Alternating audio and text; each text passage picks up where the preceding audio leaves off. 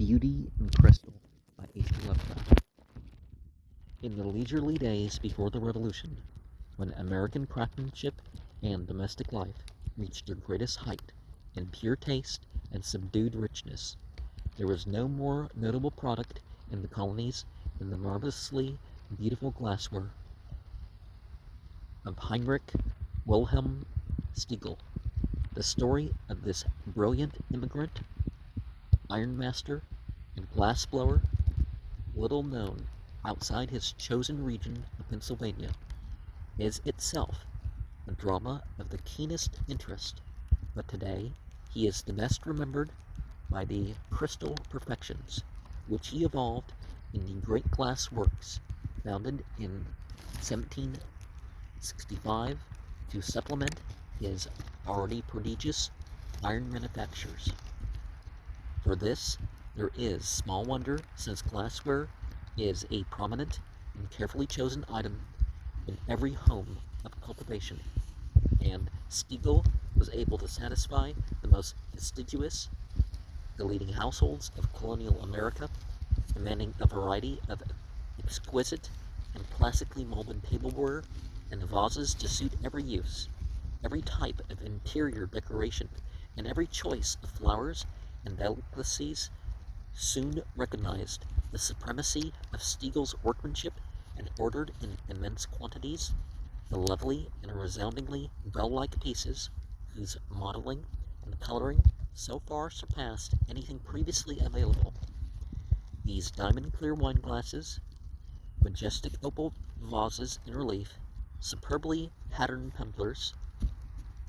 enameled mugs, and cordial bottles, jade green and amethyst fruits and carapes, and above all, the famous blue creations, with their undertones of green and purple, form priceless heirlooms today for those fortunate enough to inherit them. Persons not so fortunate must rely upon the museums.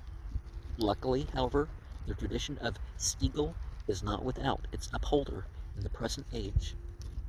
and what his ware was to our forefathers, the celebrated Stubinglass of the Corning Glass Works, Corning, New York, may be justly said to be for us. In this choice of a commodity, we have a living source of the same rare beauty which a century and a half ago came only from Stiegel furnaces, a beauty not a whit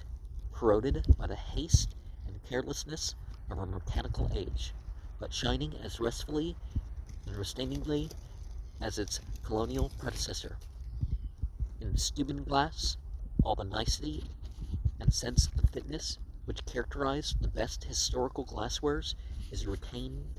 unimpaired,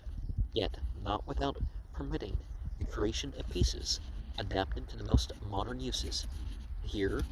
may one find vases of the exact shade and shape to blend with one's favorite blossoms, goblets, to add sparkle to one's particular scheme of dining room ornamentation, salad and iced tea sets that fit each special occasion, and comforts, sweetmeat jars, and perfume and cigarette boxes that present the widest possibilities as gifts. The infinite diversity of blues, greens, ambers, and other tints vie with the crystal clear models for intrinsic loveliness, and in all there resides that intangible and aristocratic charm which only artistically conceived and hand-executed glassware can attain. Happily, these heirlooms of the future are obtainable at very sensible prices, and at most of the better grade jewelers, glass and china shops, and department stores. To know their details and varieties in advance, though, it is best to send to Steuben Division, Corning Glassworks, Corning, New York, for the firm's free illustrated brochure. Therein, one may behold the inmost spirit of the colonial Stiegel reincarnated in the 20th century, and in the very region where a grateful Congress voted a rural estate